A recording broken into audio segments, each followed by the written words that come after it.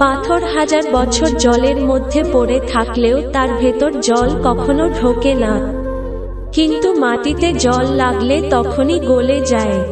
যারা বিশ্বাসী তারা হাজার বিপদে পড়লেও হতাশ হয় না, কিন্তু অবিশ্বাসী মানুষের মন সামান্য কারণে টলে যায়।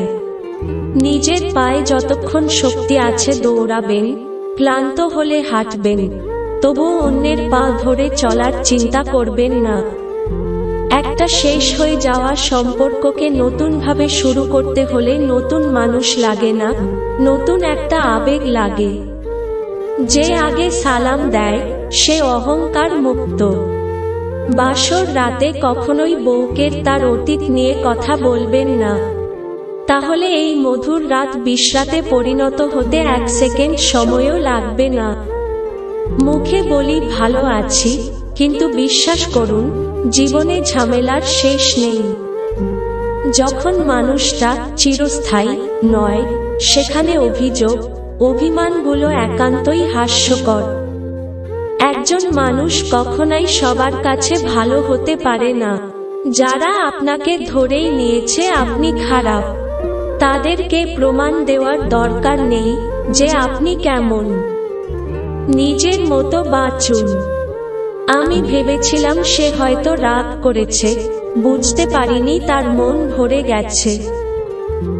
সৌন্দর্য আর কতদিন থাকবে, শেষ বেলায় বিশ্বাস আর ভরসায় ভরা একটা কাঁধ খুঁজবে। সম্পর্কটা এমন হওয়া উচিত যেখানে দুজনেই দুজনকে পেয়ে নিজেকে লাকি মনে করে। একটা কথা মাথায় রেখো, রাগে মানুষের সিদ্ধান্ত বদলাতে পারে, কিন্তু অনুভূতিগুলো কখনোই নয়।